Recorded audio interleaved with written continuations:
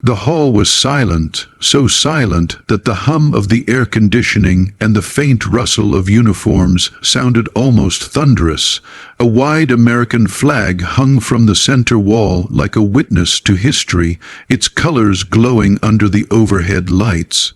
Rows of soldiers stood at attention, boots aligned so perfectly the formation looked carved from stone. It wasn't just another ceremony. Everyone could feel it in their bones. Something extraordinary was about to happen. At the front of the room, under the brightest spotlight, sat Captain Elena Ward. Her wheelchair barely seemed to contain her presence.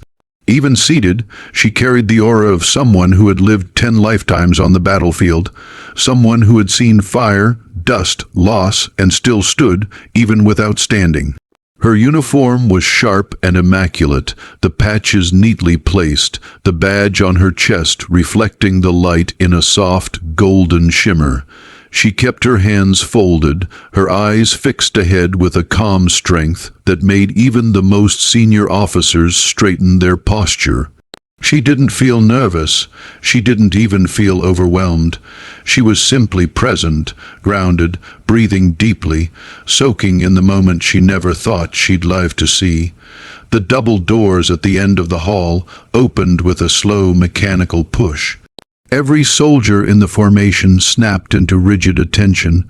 General Marcus Hale stepped forward, a legend, 40 years in service, countless missions, dozens of medals, a man feared on the battlefield and respected everywhere else. He walked slowly, his polished shoes echoing across the hall. His chest was covered in ribbons, each representing a story, a sacrifice, a moment too heavy for most people to carry. But as he approached Elena, his stern expression softened, not out of pity, but out of respect.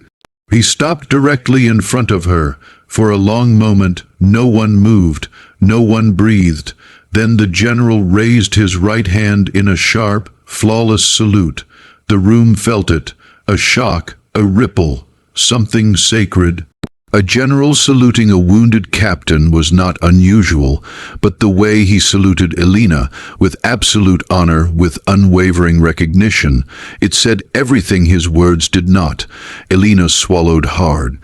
She hadn't expected this, not the silence, not the emotion, and definitely not the weight of this gesture. It struck something deep inside her, the part of her that still felt like she had lost too much, failed too many, left something unfinished on the battlefield.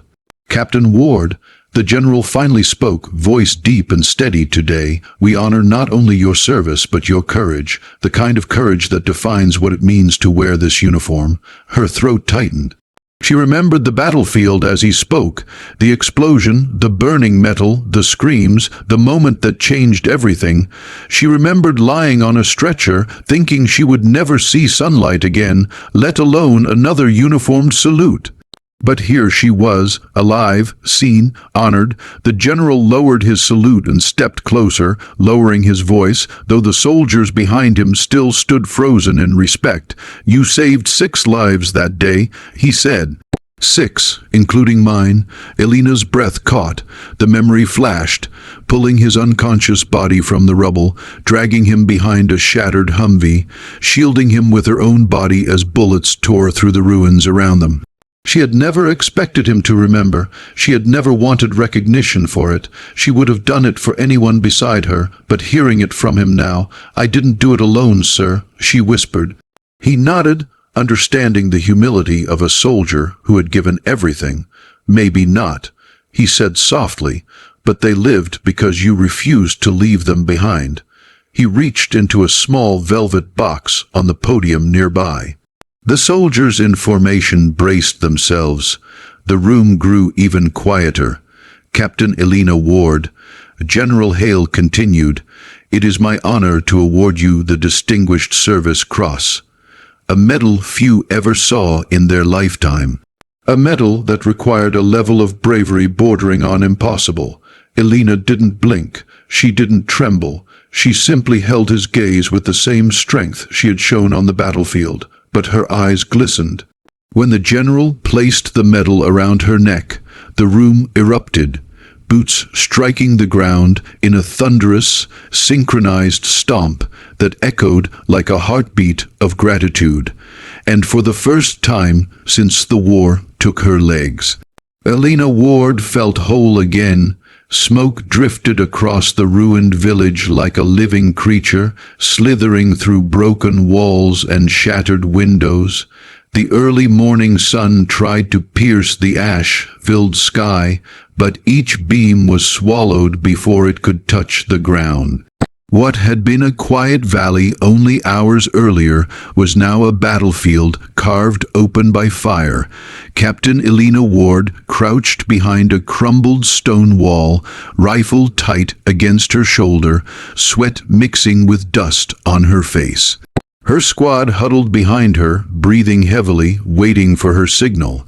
Every one of them wore the same expression, a mixture of fear, adrenaline, and absolute trust in the woman leading them. Movement on the left, 2 hostiles, whispered Corporal Reyes, his voice barely audible over the crackling of fires. "I see them," Elena murmured, her eyes narrowing. She raised 2 fingers.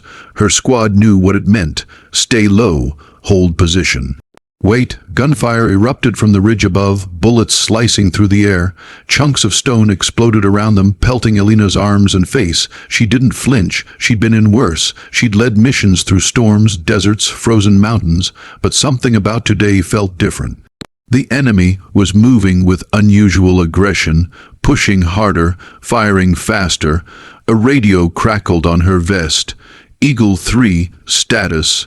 The voice belonged to the commander, General Hale himself, who had joined the front lines for this reconnaissance.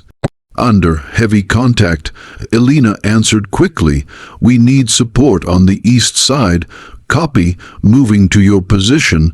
She glanced back at her squad, 10 soldiers, 10 hearts beating fast, trusting her completely. "Stay tight," she said. "We move on my mark." Before she could call it, the ground shook violently. An explosion roared behind them, so powerful it lifted Elena off her feet and slammed her into the wall. Her ears rang, dust filled her lungs. For a moment, the world turned into a blur of orange and black. "Captain," she forced her eyes open. Through swirling smoke, she saw that the explosion had hit the rear convoy. Vehicles were burning, parts of the road were torn apart. Something else caught her eye, movement near the flames. General Hale, he had been thrown to the ground, motionless, half buried under debris. Elena didn't think, she acted. "Reyes, Mason, cover fire now," she shouted. Her squad opened up immediately, unleashing controlled bursts toward enemy positions. Elena sprinted toward the burning wreckage, ignoring the pain stabbing through her legs. The heat was overwhelming, the flames so close they felt like they were peeling layers off her skin. "General," she shouted over the roar. No answer. She dropped to her knees beside him, brushing debris off his chest. Blood trickled from a cut above his eyebrow. His breathing was shallow, but he was alive. She hooked her arms under his and dragged him away from the advancing fire. Every inch felt like a mile. Bullets cracked past her. One grazed her shoulder, tearing skin. She sucked in a sharp breath but kept moving. Her squad yelled behind her, "Captain incoming." Elena turned just in time to see a mortar shell arcing through the sky, coming down on their exact position. There was no time to run. She threw herself over the general's body, using her own as a shield. The explosion hit. It was deafening, like the universe tearing open. A wave of heat blasted into her. Shrapnel tore through the air, ripping into her back and legs. Pain erupted everywhere at once, blinding and overwhelming. Her vision flickered, and the world spun in broken fragments of light, but she stayed conscious, barely, long enough to hear her squad screaming her name. "Captain, Captain Ward!" Their boots thundered toward her, arms grabbed her, pulling both her and the general out of the smoke. She drifted in and out of awareness, her body numb except for the burning throb in her legs. Through blurry eyes, she saw Ray's kneeling over her, his hands shaking. "You're gonna be okay," he said, though his voice cracked. "Just hold on." Elena tried to speak, but no words came. She tasted blood. She felt cold, too cold. Her last clear memory was of being lifted onto a stretcher, her squad surrounding her like a shield, their faces terrified, and then darkness swallowed her. Not death, not yet. But the moment that changed her life forever. Sunlight spilled into the rehabilitation center through tall, wide windows, casting soft gold on the polished floor. The air smelled faintly of antiseptic and warm coffee, strangely comforting for a place built on pain, healing, and persistence. Machines beeped in steady rhythms, wheelchairs rolled gently across the hall, and the quiet conversations of therapists and patients filled the space like a slow, steady heartbeat. Captain Elena Ward sat at the edge of her bed, staring at the pair of parallel bars across the room. They looked simple, harmless, just two metal rails waist-high, polished to a shine, but to her they were mountains. Her hands tightened around the wheels of her chair. 3 months had passed since the explosion. 3 months of surgeries, needles, physical therapy, and sleepless nights haunted by flashes of fire and shrapnel. 3 months of learning how to breathe again without feeling like she was still trapped under rubble. And now she had to face this, ready. Her physical therapist, Jordan, asked gently, stepping beside her. Elena nodded, though her chest felt tight. "Let's do it." Jordan wheeled her toward the bars, locking the brakes when they reached the starting point. He extended a hand. She stared at it for a moment. Large, steady, warm. A hand offered not out of pity, but partnership. She took it. Pain shot up her legs as she lifted herself from the chair. Not sharp pain anymore, more like a deep, gnawing fire that had taken residence inside her limbs. Her arms trembled, her breath hitched, her jaw tightened, but she stood. Wobbly, uneven, almost collapsing, but standing. Jordan kept his palm at her back, not touching, just close enough to keep her steady. "Good," he said quietly. "Breathe." She inhaled shakily. Each breath anchored her. Each breath reminded her she wasn't broken, just changed. Her fingers curled around the cold metal rail. Step. Just one step. Her right leg twitched forward, dragging slightly. Sweat formed on her forehead. Every muscle fought her. Every memory screamed that she'd never walk again, but she pushed anyway. The first step was small, almost insignificant, but to Elena it felt like lifting a tank. She exhaled again. Her left foot followed, sliding an inch ahead. "Captain," Jordan murmured softly, "that's incredible." She kept going. One painful inch at a time. Every movement was a battle, every shift in weight a war. Her arms trembled violently, her breathing turned ragged, and tears pooled in her eyes from the sheer effort, but she didn't stop. In those moments, her mind drifted back to the battlefield, back to the lives she saved, the promises she made, the soldier she had been. She remembered Ray's shouting, Mason firing back, the general unconscious beneath her body as she shielded him from a mortar blast. She remembered believing she would die, believing her story ended in dust and fire, but here she was, still fighting. By the time she reached the end of the bars, her entire body felt like it had been set on fire. She grabbed the rails tightly, her breath coming in harsh gasps. Jordan stepped in. "Elena, sit, you've done enough." She shook her head. Her voice was weak but unyielding. "No, not yet." Back. She turned slowly, so painfully slowly, and began moving the other way. Tears streamed down her face now, not from sadness, but from effort, from rage against the fate that had tried to take everything from her. Jordan didn't stop her. He simply walked beside her silently, knowing this was more than therapy. This was war. When she finally collapsed into the wheelchair, she was shaking uncontrollably. Her hair clung to her forehead. Her shirt was damp with sweat. She couldn't feel her legs anymore, but she was smiling. A tired, broken, triumphant smile. Jordan knelt in front of her. That was the bravest thing I've ever seen. Elena wiped her eyes with the back of her hand. Walking isn't bravery, she murmured. Then what is?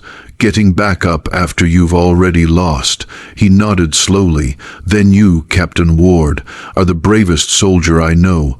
Days passed, then weeks. Each session brought more pain, more tiny victories. A step became two, two became three. Eventually, she could move across the bars without collapsing. Then she walked with crutches, then with a cane, and one morning, months after the explosion, she took a step without support. Everyone in the room froze. Elena looked down at her feet, trembling, but standing. She let out a breath that cracked into a laugh, half disbelieving, half triumphant. She wasn't just surviving anymore. She was returning to who she was, returning to what she was meant to be. And when the day of the ceremony arrived, the day she sat in her wheelchair receiving the Distinguished Service Cross, she wasn't there as a wounded soldier seeking recognition. She was there as a warrior who had refused to stay down, a survivor who had turned her pain into power, a leader who had come back from the edge of death to inspire everyone who witnessed her rise, and for the first time in a long time, Elena Ward felt like she had finally won the war.